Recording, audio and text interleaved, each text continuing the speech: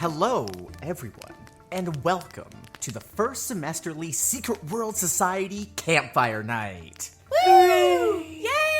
Yippee! Yes, thank you. You're so kind.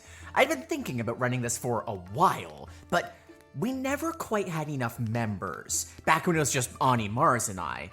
It's a shame Mars couldn't make it tonight, so, just a note, I brought Carl II in their place. The chips? Yes, of course the chips. Regardless, welcome one, welcome all. Now that we have so many wonderful members who can join us, and Jean, it's time for our night of fun. Okay. So what is the plan? Like, we usually go to the library at this time of the week, and you canceled that for this. Exactly. So, here's what I was thinking. This has been a busy semester. You can say that again. So, honestly, why don't we take tonight to just rest, recover, and just tell some stories as a group? I brought marshmallows, crackers, chocolate, non-alcoholic cider, the candy that Kat took from Mars last week, some chips, you know who, and a whole roast chicken at the request of Jean. Hell yeah, dude. You're eating that whole thing yourself, aren't you? Like, don't question genius, catatonic. Oh, and enough matches to reenact the War of 1812. So, what would you all like to do? I actually had an idea. Oh, no. Ani, you already knew about this. Whenever you all crossed the ways to explore the library, we only really had time for the shorter stories. Doing these at 3 a.m. will do that. But since we have an entire night ahead of us, I thought I would bring you a treat. I present to you 55555, the entire 12.5 story series on Antimemetics.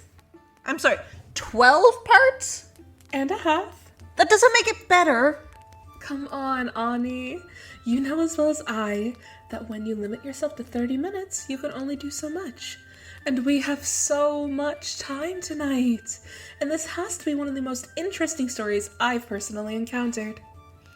What? You've already read it? You can't, prepare us a summary? An annotated bibliography, maybe? I thought we were finally getting away from the near-death experiences. I've only finished the first bit. The series has been complicated. Okay, fine. You know what? It's the start of a good night. I'll bite. What's it about? Based on my early readings, it opens up to a few captured lines from the jailers on Antimemetics. Think of it as the opposite of a meme. Like, online humor? More like the scientific definition, an idea that spreads throughout a culture. Where memes spread information, anti-memes destroy it.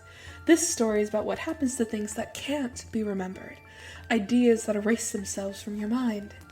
So, anti-jokes? Sort of. Memes spread ideas, anti-memes destroy them. Where one preserves culture, the other devours it. If you encounter an anti-meme, you lose the memory of it, and maybe a little more. Oh, no. No. This sounds almost exactly like a recipe for, let me check, things that go wrong? If these things are real, how do we know that this story isn't laced with anti-memes waiting to destroy us? I'm still here, aren't I? And we still don't know how. That doesn't help. I'm not sure I entirely believe this, but I am curious. Wait, you said this series is complicated. This sounds more dangerous than anything. What makes it specifically complicated? Well, apparently it's the sequel to a previous series, There Is No Antimemetics Division. I couldn't find the full files myself, but there are rumors of old Foundation training tapes, used for MTF teams up north, led by some director in Canada. That's all I've managed to dig up so far. So we're missing half the story? Not necessarily missing, just forgetting. Oh, I hate that. All the more reason to start small. How about we try the file and see how you feel about it? Fine. You have my attention. I'll get the fire going. Rowan, kick us off.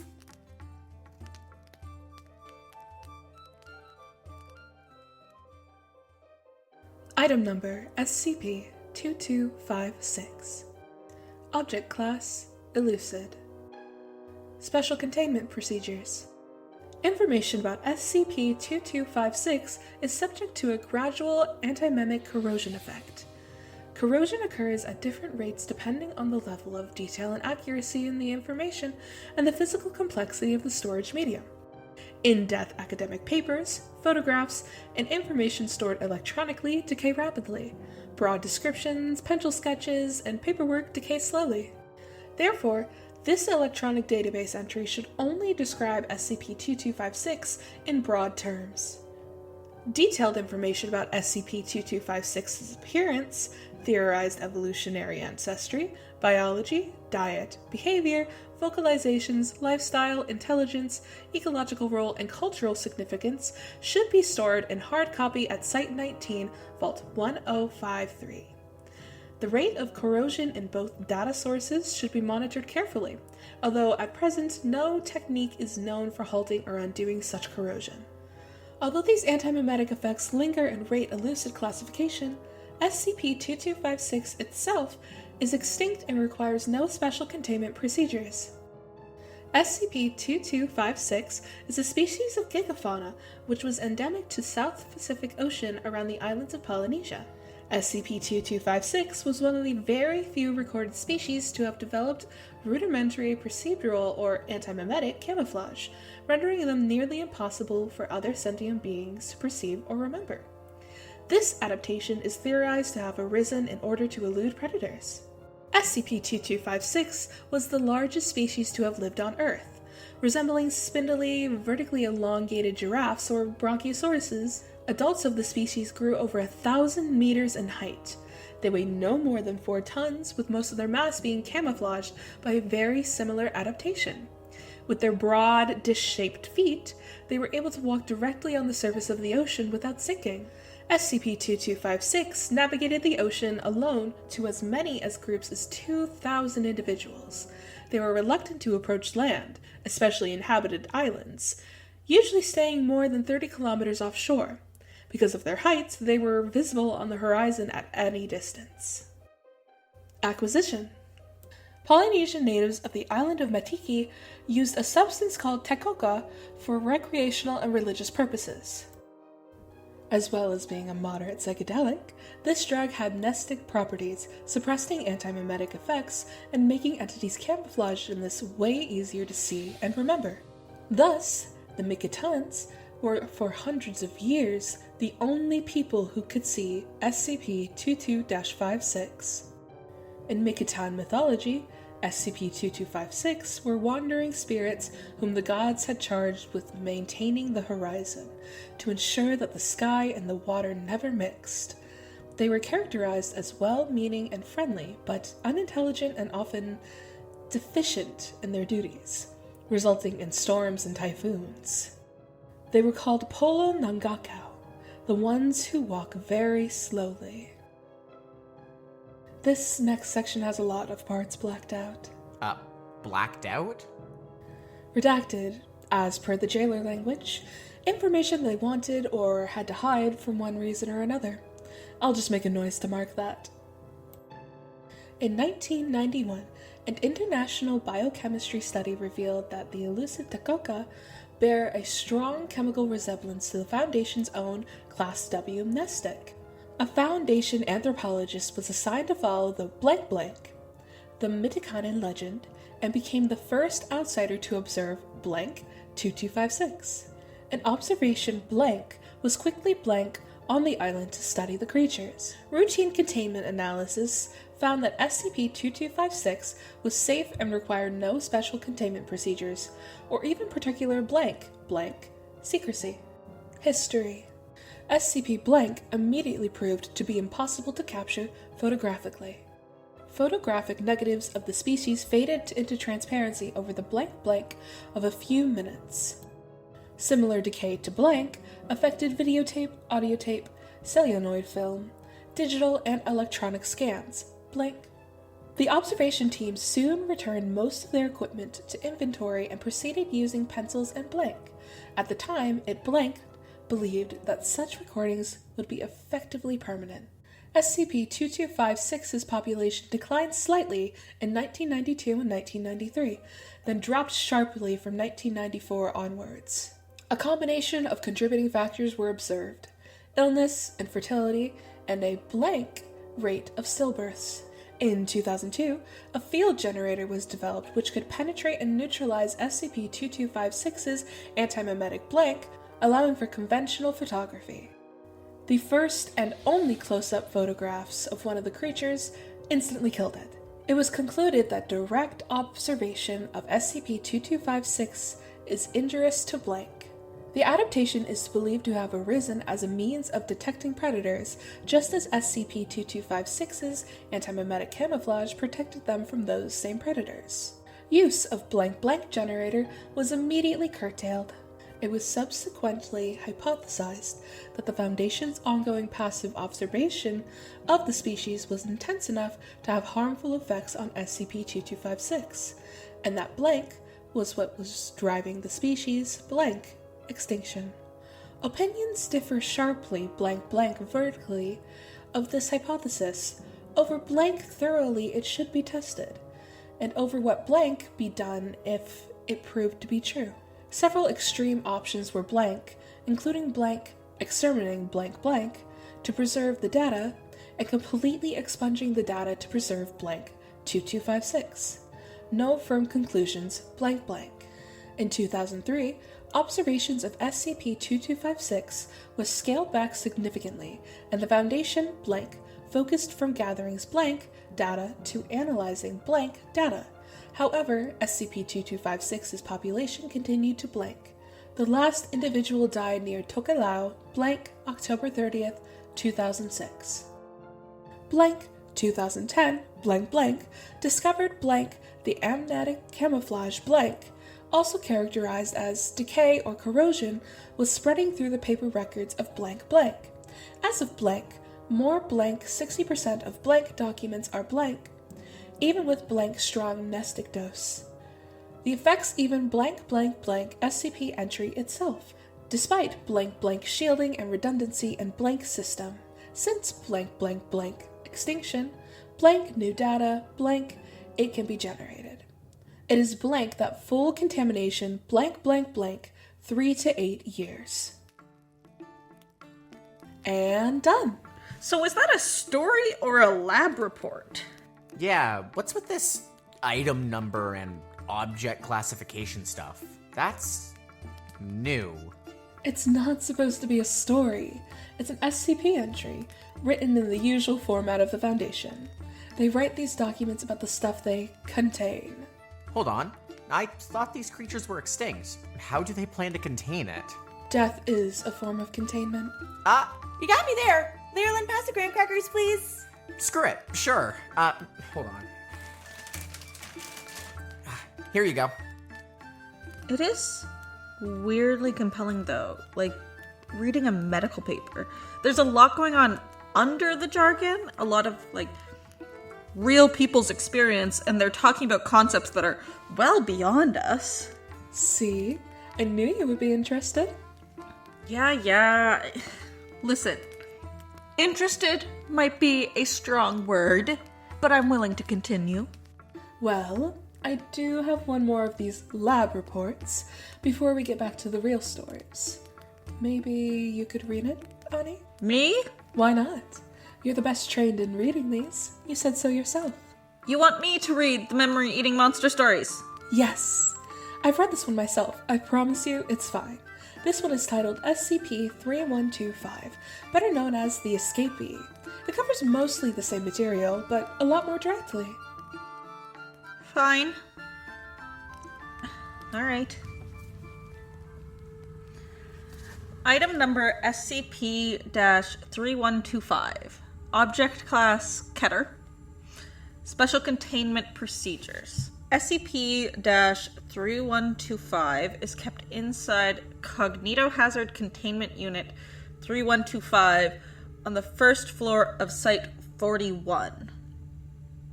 This containment unit is a 10 meter by 15 meter by 3 meter cuboidal room clad in layers of lead, soundproofing, and telepathic shielding. Access is through an airlock system at one end of the containment unit. This airlock is programmed to only allow one person to enter containment unit at a time and to remain locked until this person exits before allowing another person to enter. Under no circumstances may any coherent information be allowed to leave the containment unit. This includes written and electronic notes, photographs, audio and visual recordings, sound, electromagnet, and particle-based signals or psi emissions. During an exit cycle, a purge system is rigged to the airlock, flushes the occupant's memory by flooding the airlock with amnestic gas for 3 minutes. A senior Antimemetics division staff member must visit SCP-3125 every 6 weeks, 42 days. What the hell? There's just a keypad here? Hey, Rowan, is that it? Is that the end of the story? No, it's not. There's a keypad. Huh? Why is there a working keypad in the paper? Told you. Alright, next question. Do you know the code? Try 12345 or 00000. Most people forget to change these things.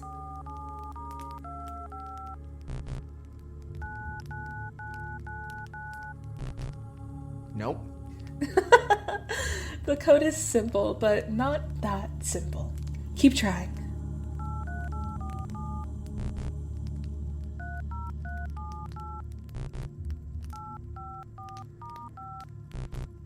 Jesus Christ, this thing isn't letting us in. Do you have a hint at least? Why don't you say like 55555? You know, like the name of the booklet. Ay, cochino. Jean, don't talk with your mouth full. Oh my god, he was right. Called it. Okay. Well, Ani, do you want to continue? Nope. I see where this is going, and this is all yours. Okay. Great. Sure. Hold on. This is a lot. Okay. Description.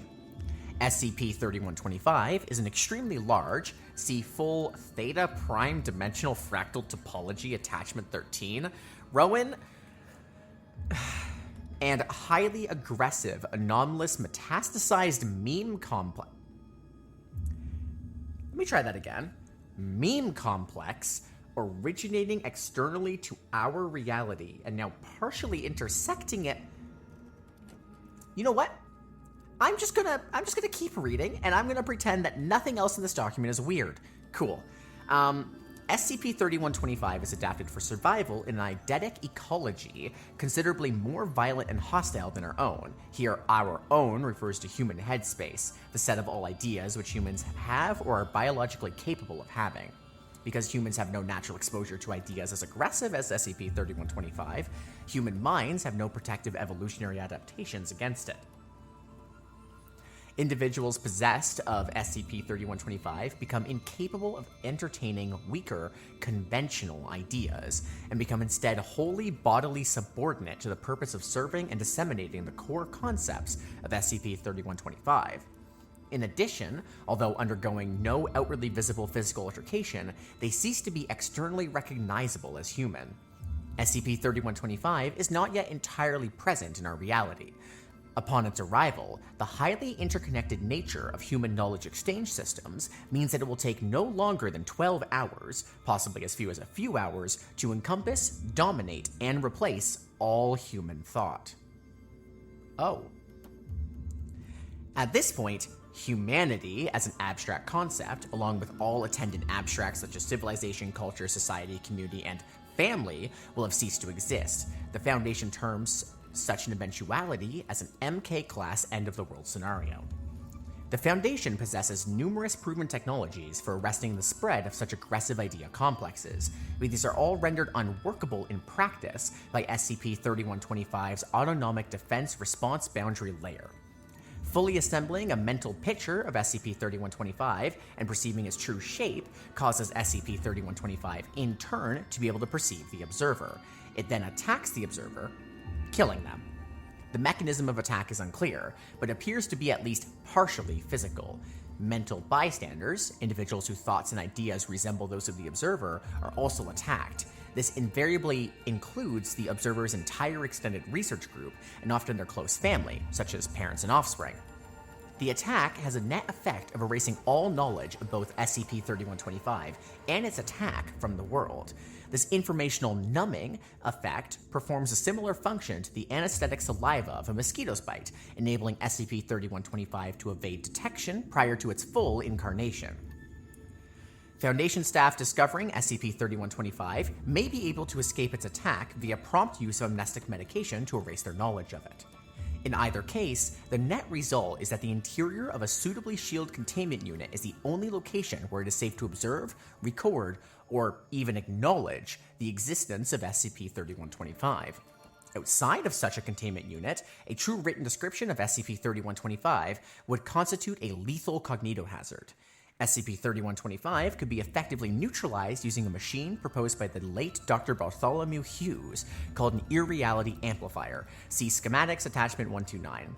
However, as well as requiring tremendous material resources, this machine could not be constructed without its builders understanding why it was being built, which would require an understanding of SCP-3125, which would be fatal to the project. No other means of neutralizing SCP-3125 using only the resources in this room is known. Whew. Okay, that is one hell of a description.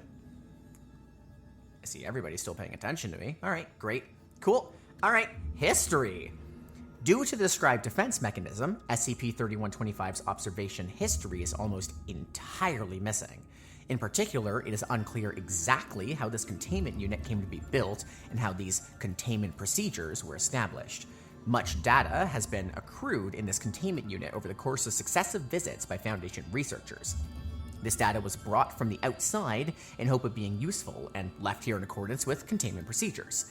In addition to this database entry, the reader will find multiple electronic copies of the Foundation database, as well as academic sets of all kinds and extensive public news archives. As is to be expected, much of this data is not germane to the topic of containing SCP-3125. Nevertheless, correlation and analysis by successive visitors has allowed the following facts to emerge. 1. Although SCP-3125 is not yet fully present in our reality, its indirect effects and foreshocks are easily discovered by any well-equipped memetics research project. The list of foreshocks, by the way, are all covered in that similar black text from earlier, and one of them has a plus instead of a usual dash between the name and... Yeah, okay, moving on. 2. Memetics research is, today, a much diminished science from when it was at its peak. In mid-2008, there existed more than 400 institutions pursuing research likely to uncover SCP-3125, including government agencies, military branches, private corporations, independent laboratories, university research projects, and notable amateur groups. Many of these were GOIs or internal divisions within GOIs. None of these groups still exist except for the Foundation's Antimemetics division. And 3. Almost nobody in the world is consciously aware of this decline, and explanations for the disappearance of these groups have not been forthcoming. Simple deduction gives that all these groups eventually discovered SCP-3125 and were probably consumed by it, and that this is, in fact, the inevitable fate for all competent memetics research. The Antimemetics division's persistence is attributed to its specialist training and its ready access to a reliable amnestic medication. Despite this, the Division 2 has shrunk considerably in recent years, from a reported staff of well over 4,000 people in 2012 to, as of September 2015, just 125. This figure is on track to reach 0 before the end of 2015. Over the same period, the division's physical worldwide presence has similarly shrunk, from a network of sites and smaller outposts on every continent to this single site, Site 41. In particular, the division's headquarters at Site 167 are now missing from the division's collective memory and presumed to be neutralized by SCP-3125's concealment response. Okay. Rowan, what the fuck? Okay. Addendum 1. Further analysis of the available data, specifically architectural diagrams of Site 41, Attachment 38, indicates the existence of a second containment unit on Site 41 conforming to the same basic design philosophy as this one. The second unit, S041-B30-000, was built 210 meters below ground level. It features identical broad-spectrum informational cladding, but has more than 1,000 times the volume of Cognitohazard Containment Unit 3125, along with an amnestic airlock large enough to ingest a 20-foot equivalent unit shipping container. Information relating to the date of construction and the purpose of S041-B30-000 is absent from Foundation records and is presumed to have been deliberately erased. The unit itself is hermetically sealed and has been for an indeterminate amount of time. Regardless of S041-B30-000's intended purpose, it, like any such containment unit, is capable of acting as a shelter from SCP-3125. Addendum 2. Right, I mentioned this earlier. This is written by someone. It looks like their name is Marion Wheeler, the chief of Antimemetics. Does someone want to voice this?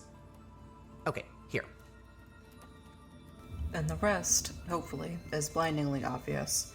S041-B30-000 was originally constructed to house a long-term project to construct Hugh's Irreality Amplifier. While that's been going on, the rest of us have been fighting an unconscious war in order to buy time. We have been losing, but losing as slowly as humanly possible. The time we've bought is now up. It's an extremely bad sign that nobody inside S041-B30-000 has broken the seal yet, but there is no ground left for us to cede, and there are no more bodies to throw into SCP-3125's maw to slow it down. It's here, ready or not. I'm going to go to S041-B30-000 and use the machine. I think I can get the information out through the airlock. I think I can get to the vault alive. This was the plan.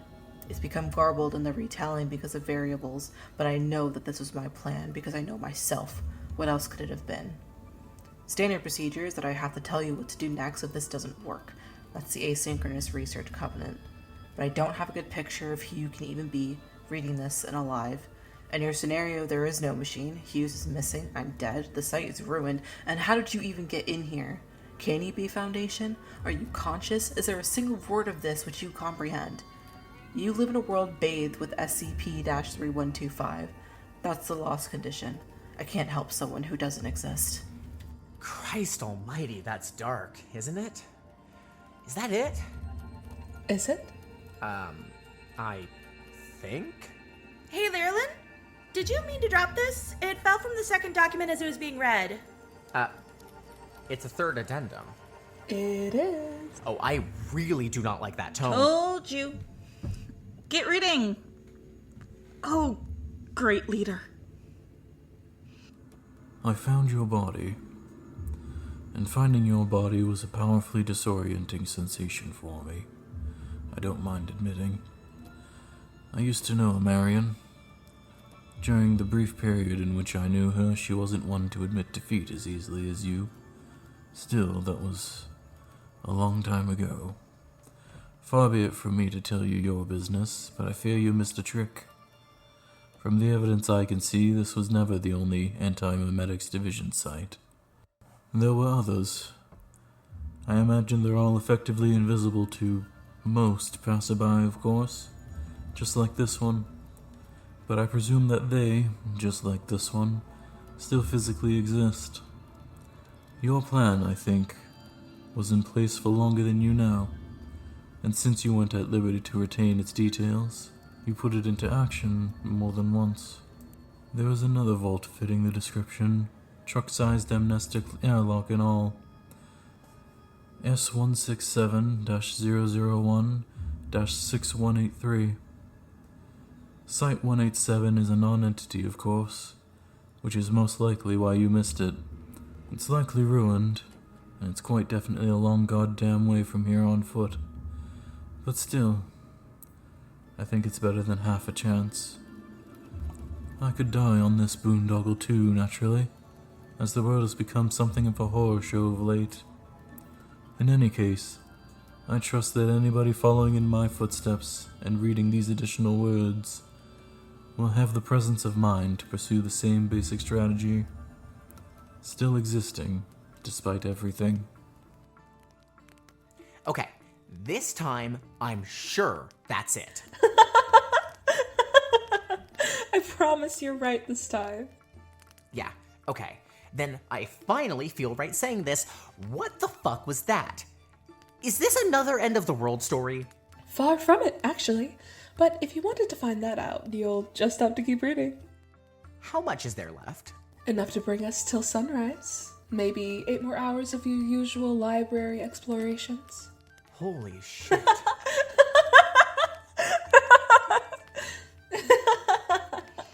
Wait.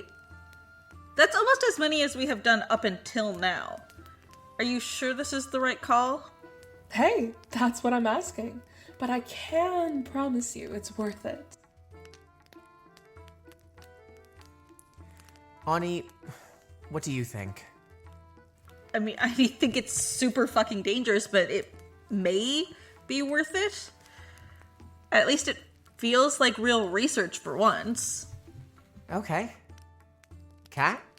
It seems like it could be dangerous, but we can't just leave it there. I need to know what happens next. Okay, then... Don't forget about me, man. I totally vote we do an all-night, campfire horror story. I even brought gummies. Don't eat those! Well, more for me, then. Don't do that either! Got it. Alright, well, I guess we're in. What's next? Next is titled, Where Have You Been All My Life? And as we close, I would like to give a special thank you to those in real life who made this episode possible. In particular, I would like to thank the authors of the stories that we read today, particularly QNTM, who wrote both SCP-2256, Very Tall Things, and SCP-3125, The Escapee. As well, I would like to thank the creator of the music that you heard in the background of this episode. That'd be Kevin MacLeod, and you can find his music and more in the description if you're listening to this online or at incomptech.com. Finally, I would like to thank the various voice actors you heard in the background of this episode, in particular Kit, who played the role of Ani, Esme, who played the role of Catalina, Peach, who played the role of Rowan, John, who played the roles of Jean and Adam Wheeler, and Echo, who played the role of Marion Wheeler. For those wondering, my name is Gaia, and I play the role of Lyrillin in this show, as well as being the producer and editor. So, thank you all so much for listening, and we'll see you next time.